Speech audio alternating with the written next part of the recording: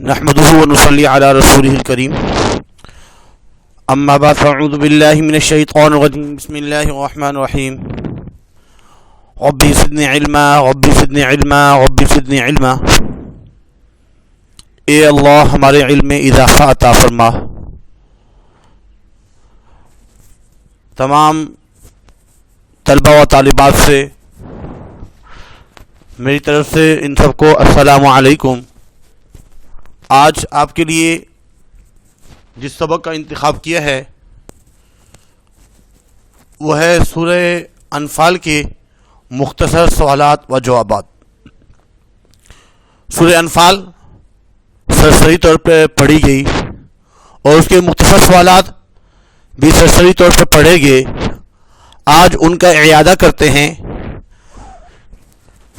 کیونکہ اس مرتبہ سورہ احزاب اور سورہ ممتحنہ یہ دو صورتیں نہیں ہیں آپ کے نصاب میں، اس لیے سورہ انفال ہی کو پڑھنا پڑے گا، اس کے سوال جواب یاد کرنے ہوں گے اور ان کی جو قرآنی آیات ہیں ان کو ہی یاد کرنا ہوگا۔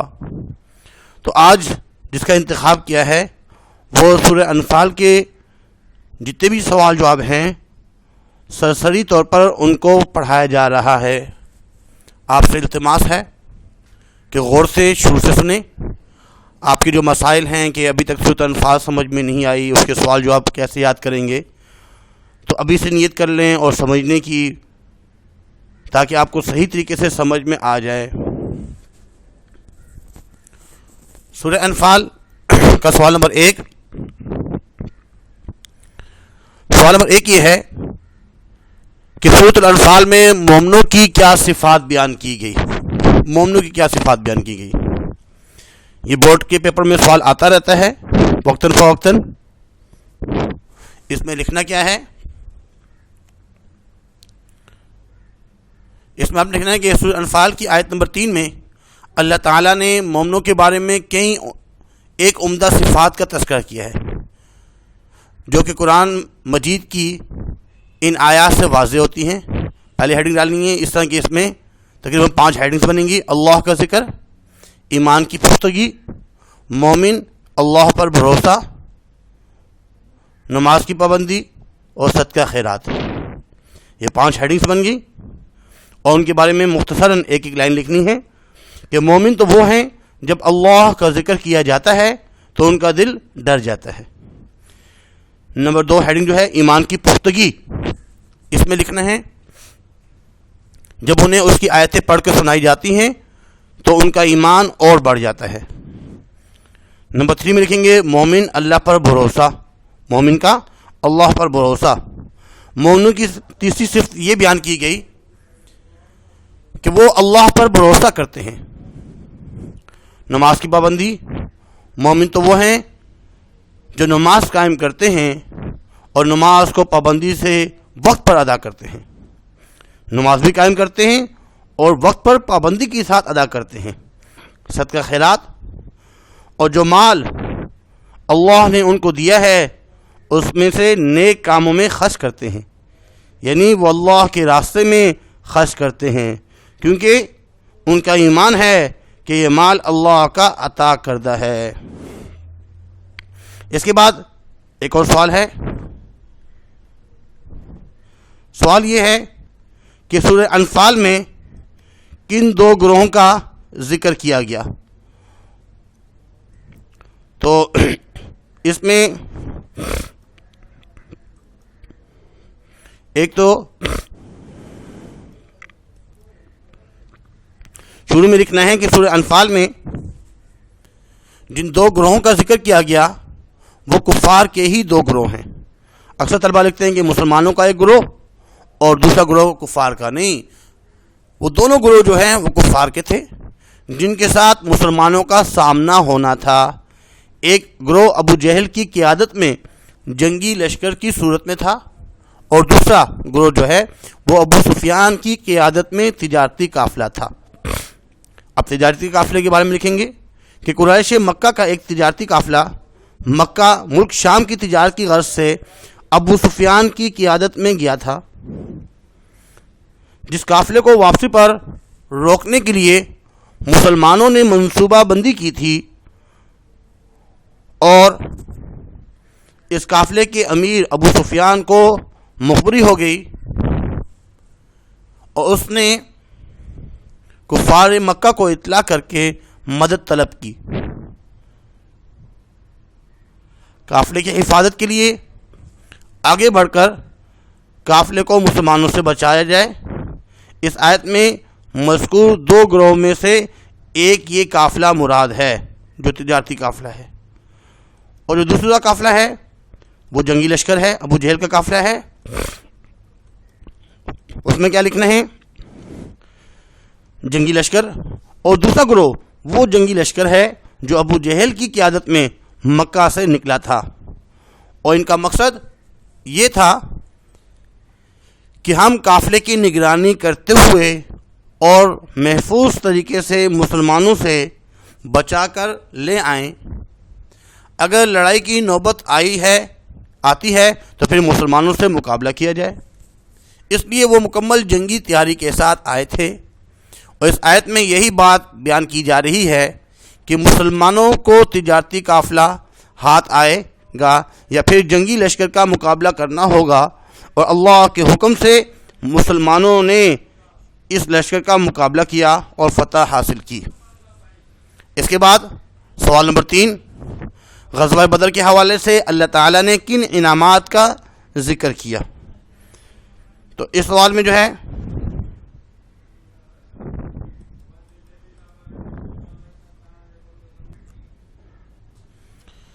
سوال نمبر 3، غزوہ بدر کے حوالے سے اللہ تعالیٰ نے کن انعامات کا ذکر کیا ہے؟ اس میں بھی آپ کو کچھ ہیڈنگس لکھنی ہوں گی. تقریباً اس میں یہ 5 ہیڈنگس ہیں، اور لکھنا ہے کہ جنگ بدر میں اللہ تعالیٰ نے مسلمانوں کی حوصلہ افزائی کے لیے کئی ایک انعامات دیے جن کی وجہ سے مسلمانوں کے حوصلے بڑھے، اور انہوں نے دشمن پر غلبہ حاصل کیا. اور وہ انعام درج ذیل ہیں. سورہ انفال آیت نمبر 11 اور 12 میں ارشاد ہے. نمبر 1 جو ہیڈنگ ہوگی وہ نیند طاری ہونا. نمبر 2 باران رحمت. نمبر 3 دل کی مضبوطی. نمبر 4 ثابت قدمی. اور نمبر 5 کافروں پر روب. یہ 5 ہیڈنگز بنیں گی.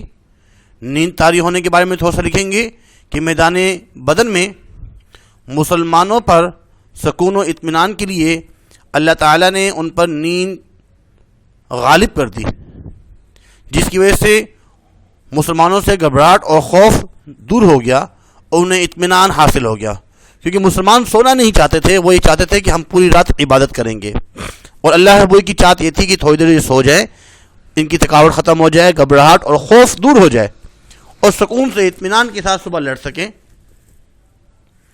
دوسری بات برار رحمت. اللہ نے ایک اور انعام یہ کیا کہ آسمانوں سے پانی برسایا تاکہ تم اسے نہلا کر پاک کر دے اور شیطانی نجاست کو تم سے دور کر دے.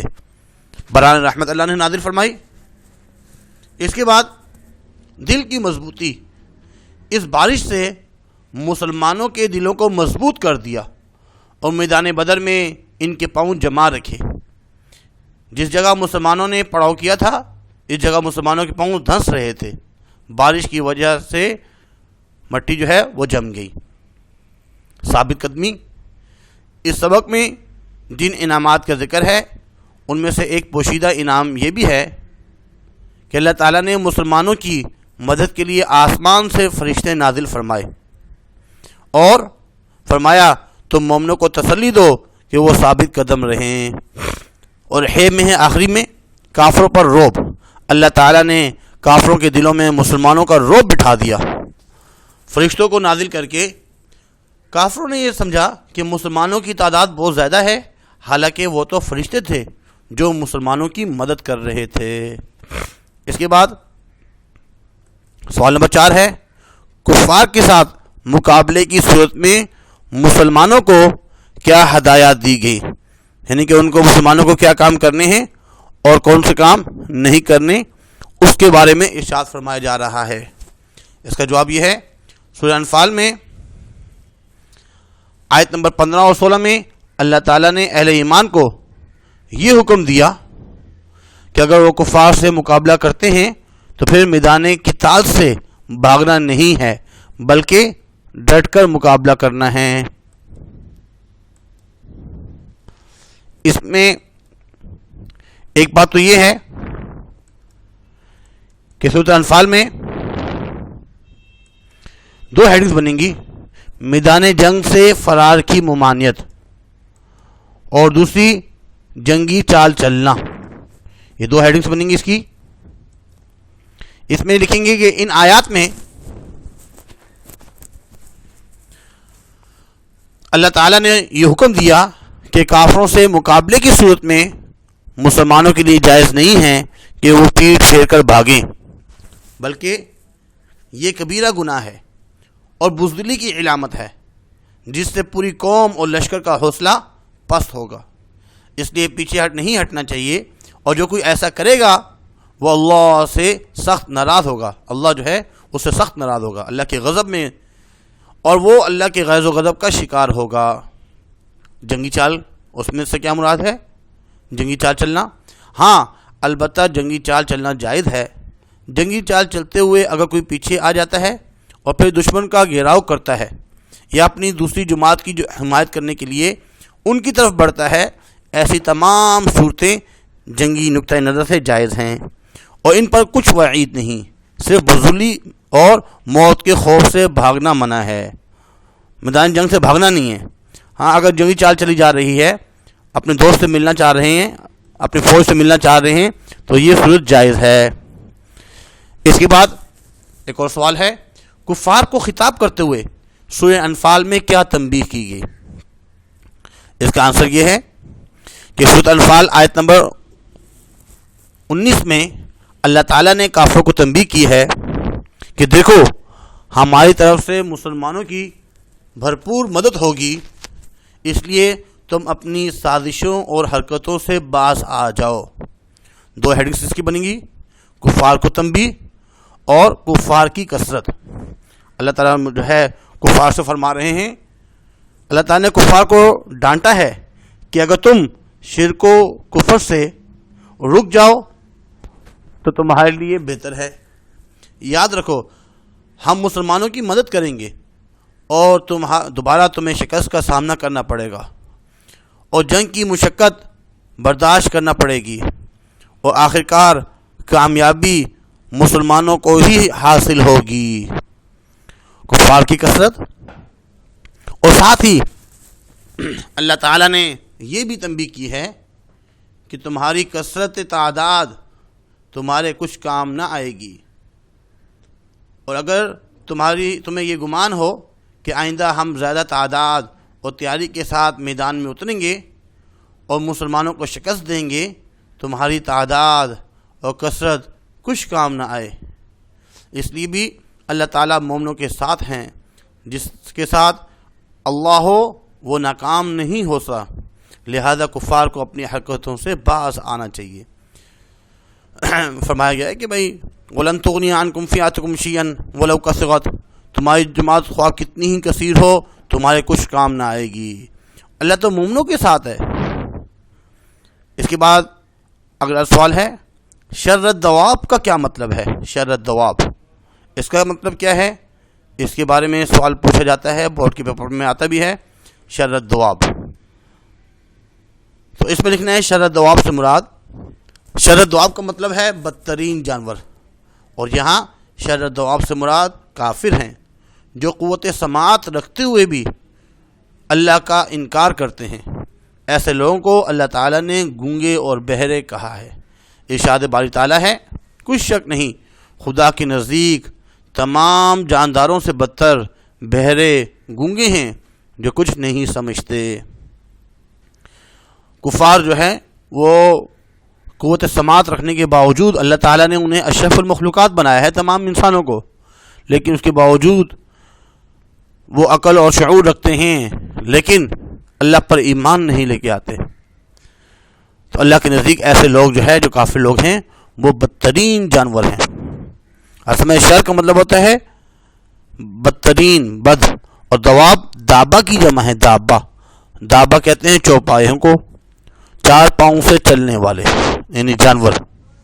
تو شر دواب سے مراد اصل میں بدترین جانور ہے، اور یہاں پہ اس سے مراد شر دواب سے کفار ہے۔ اس کے بعد ایک اور سوال جو ہے پوچھا گیا ہے، سوال یہ ہے کہ خیانت سے کیا مراد ہے، اور سورہ انفال کی روشنی میں تحریر کریں۔ خیانت کے بارے میں پوچھا جا رہا ہے، تو اس میں بھی شروع میں لکھنا ہے کہ آیت میں لفظ خیانت سے مراد تمام چھوٹے بڑے گناہ ہیں۔ فرائض میں سستی اور اللہ کی حدود سے تجاوز اور مسلمانوں کے راز فاش کرنا سب خیانت کے زمرے میں آتے ہیں۔ 2 ہیڈنگز کی بنیں گی۔ پہلے تو تمہید آپ نے باندھی، تمہیدی کچھ بات لکھنی ہوتی ہے ابتدائیہ۔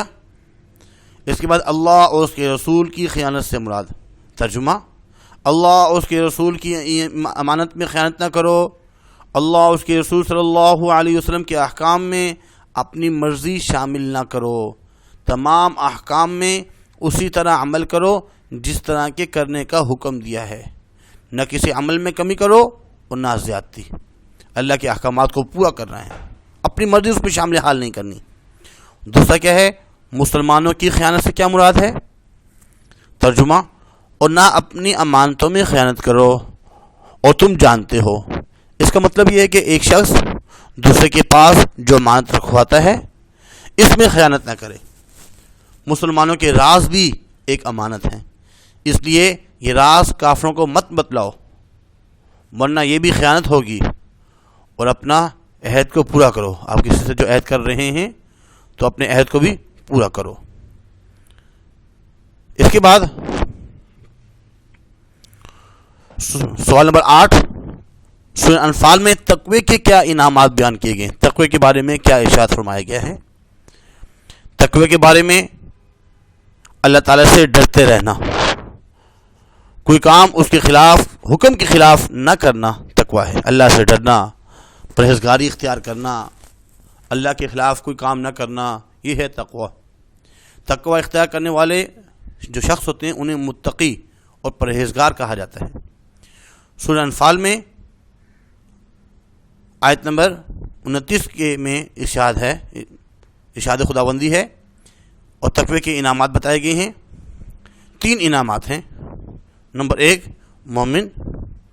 مومنو اگر تم اللہ سے ڈرو گے اور اس کی بدولت اللہ تعالیٰ حق اور باطل میں فرق کرنے کی صلاحیت عطا کر دیتا ہے۔ تقوی کی انعام، اللہ سے ڈریں گے تو اللہ تعالیٰ جو ہے آپ کو حق اور باطل میں فرق کرنے کی صلاحیت عطا فرمائیں گے۔ نمبر 2، گناہوں کو مٹا دیا جاتا ہے۔ تقوی اختیار کرنے کا دوسرا انعام یہ ہے کہ اللہ تعالیٰ جو ہے گناہوں کو معاف فرما دیتے ہیں۔ نمبر 3، اور تقوی کا تیسرا بڑا فائدہ یہ ہے کہ اللہ تعالیٰ معاف فرما دیتا ہے، اور تقوی بخشش کا ذریعہ ہے، بخشش کا بھی ذریعہ ہے۔ اللہ تعالیٰ اس کی بخشش فرما دیتے ہیں، اور اس کے جو گناہ ہیں نیکیوں میں تبدیل کر دیے جاتے ہیں۔ وَيُكَفِّرَ عَنْكُمْ سَيِّئَاتِكُمْ، ایک فائدہ یہ بھی ہے۔ اس کے بعد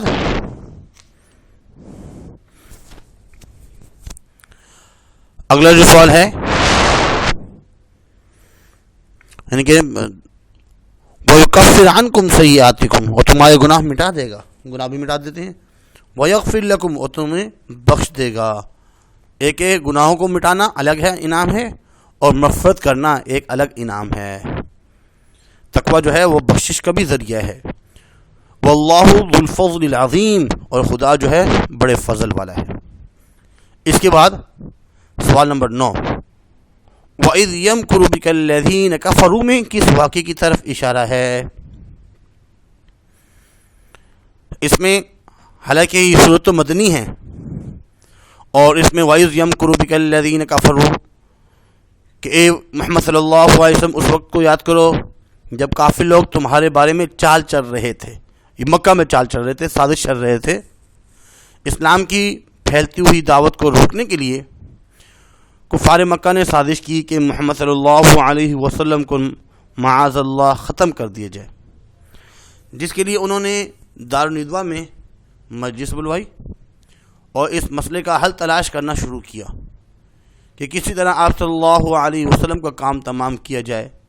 یہ 3 باتیں مشورے میں پیش کی گئیں۔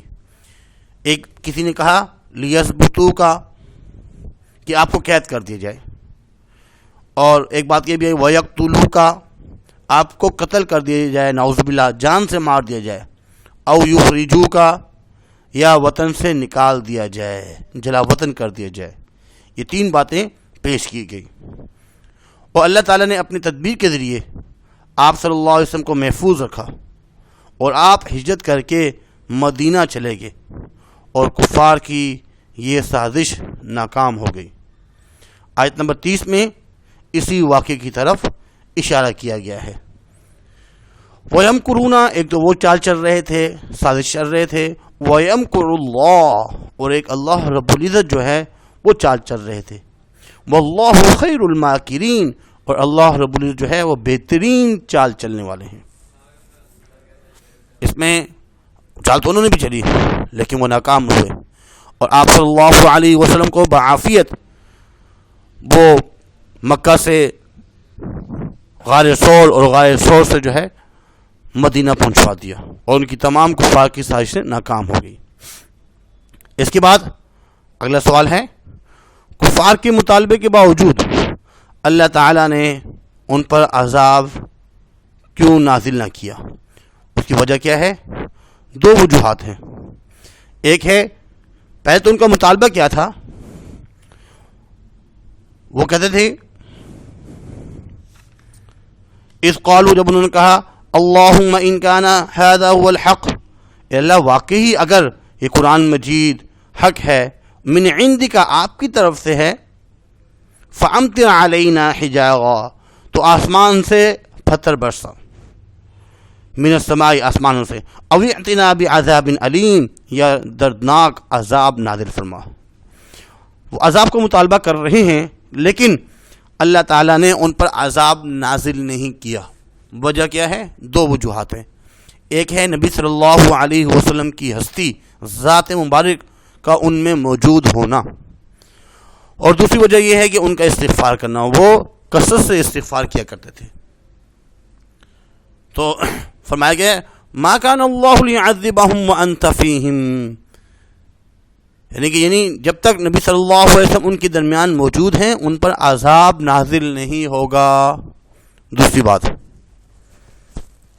یہ ہے، اور ان کا استغفار، وما کان اللہ معذبہم وہم یستغفرون، اور جو لوگ استغفار کرتے ہیں تو اللہ تعالیٰ انہیں عذاب نہیں دیتا، یعنی وہ کفار اللہ کی بارگاہ میں استغفار کرتے ہیں تو ان کا استغفار بھی اللہ کے عذاب کو روکے ہوئے تھا۔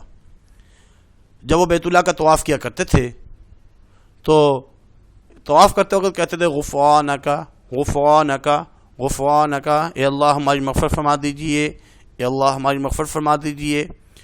تو یہ اس طرح کا جو استغفار طلب کرنا، استغفار مانگنا، اس سے جو ہے عذاب اللہ رب العزت جو ہے وہ روک دیتے ہیں۔ اس کے بعد ایک اور سوال ہے، مال غنیمت کی تقسیم شروع ہوگی۔ سوال نمبر 11 ہے، سورہ انفال میں مال غنیمت کی تقسیم کے بارے میں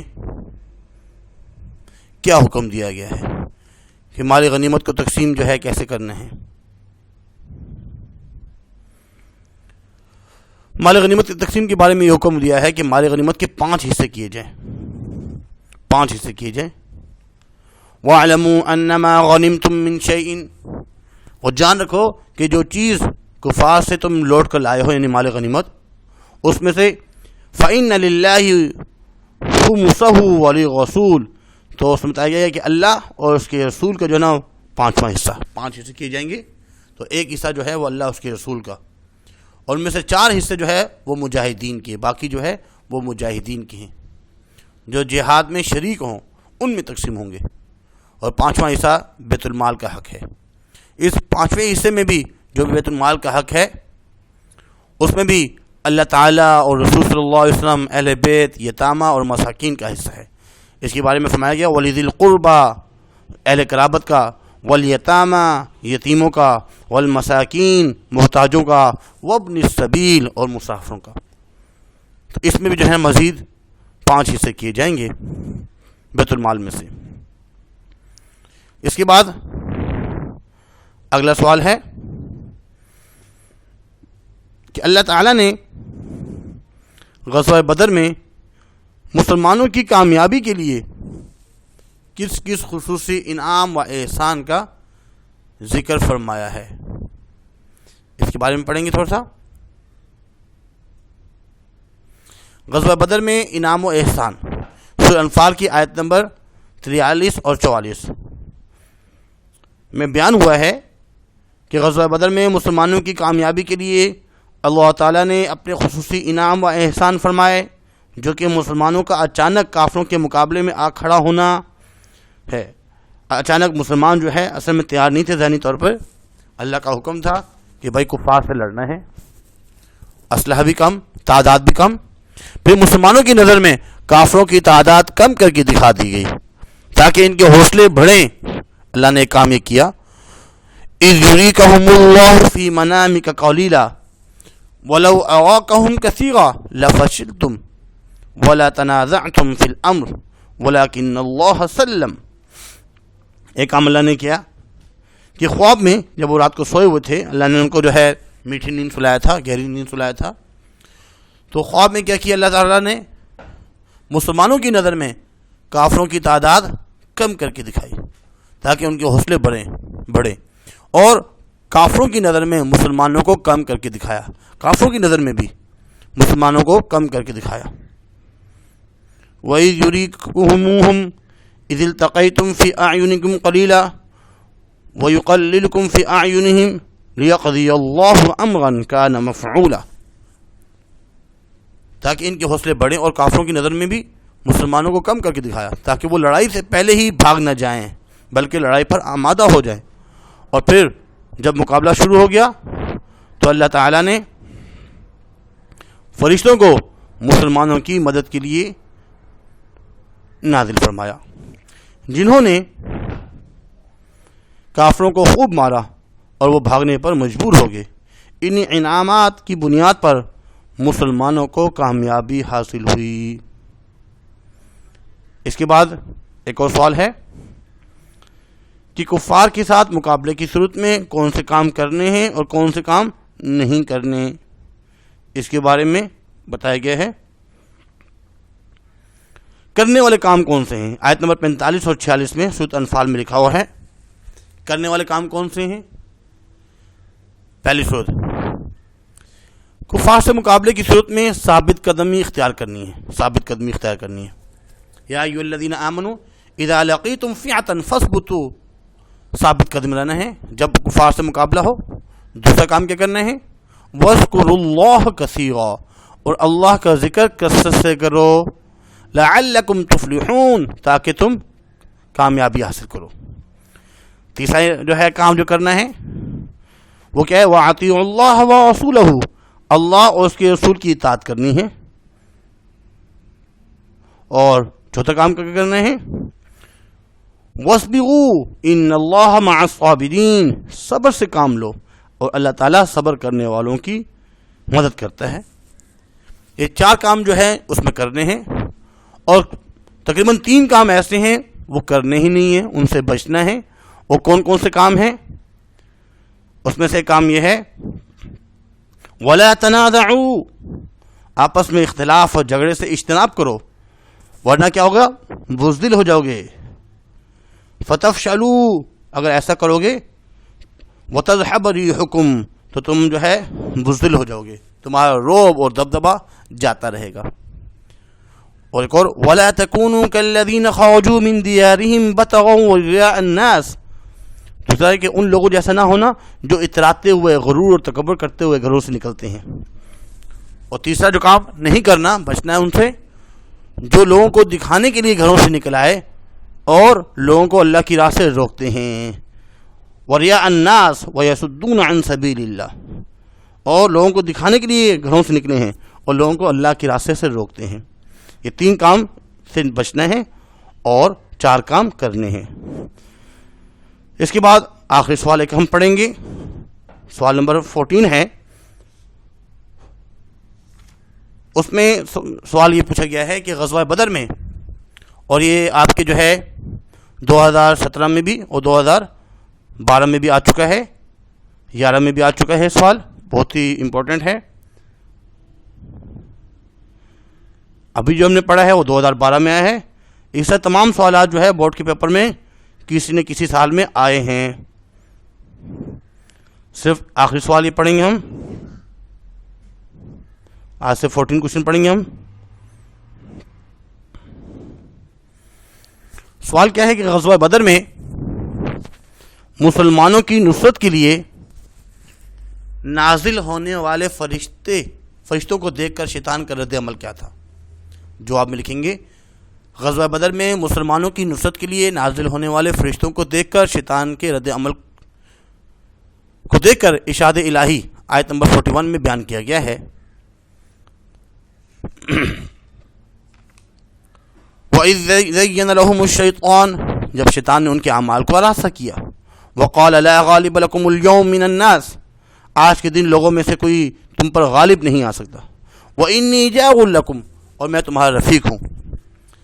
جب شیطان نے کافروں اور مسلمانوں کے لشکر کو آمنے سامنے دیکھا، فَلَمَّا تَوَاءَتِ الْفِئَتَانِ، آمنے سامنے دیکھا تو وہ اپنے قول سے پھر گیا. وہ کہہ رہا تھا کہ بھائی کہنے لگا میں تو تم سے، یعنی اپنے دوست کافروں سے کہا کہ میں تم سے بری الذمہ ہوں.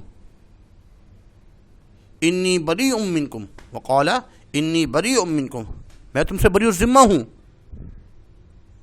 کیونکہ میں مسلمانوں کے لشکر میں فرشتوں کو دیکھ رہا ہوں. انی اغا ما لا تغون، میں تو فرشتوں کو دیکھ رہا ہوں جو تم کو نظر نہیں آتے، اور مجھے معلوم ہو گیا ہے کہ اب تمہاری شکست یقینی ہے. اور ساتھ یہ بھی کہنے لگا کہ میں اللہ سے ڈرتا ہوں.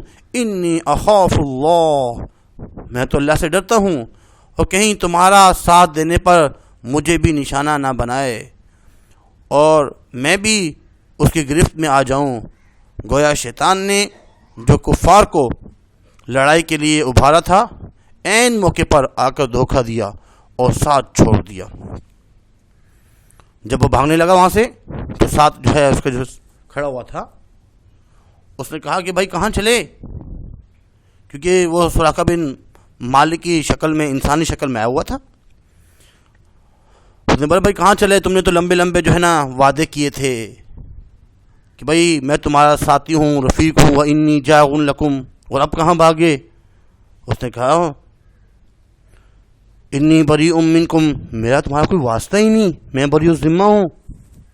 انی اغا ما لا تغون، جو میں دیکھ رہا ہوں فرشتوں کو وہ تم نہیں دیکھ سکتے. انی اخاف اللہ، مجھے تو اللہ سے ڈر لگتا ہے. واللہ شدید العقاب، اور اللہ تعالیٰ جو ہے وہ سخت عذاب کرنے والا ہے. اور وہ وہاں سے بھاگا. تو یہ کوشچن جو ہے بورڈ کے پیپر میں آتا رہتا ہے. 11 میں بھی آ چکا ہے، 12 میں بھی اور 17 میں بھی. تو یہ تمام جتنے بھی کوشچن آج ہم نے پڑھے، 14 کوشچن تقریباً پڑھے. امید کرتے ہیں کہ آپ ان کو یاد کریں گے. تھوڑا تھوڑا یاد کرنا شروع کر دیں بیٹا، اپنے پاس لکھیں بھی، اگر لکھے ہوئے تو اچھی بات ہے، اس کو یاد کریں کیونکہ بورڈ کے پیپر میں یہی سوالات آئیں گے اور آپ کو لکھنے ہوں گے. آج کے لیے بیٹا اتنا ہی کافی ہے. اپنا خیال رکھیے گا. اللہ حافظ. وما علینا الا البلاغ.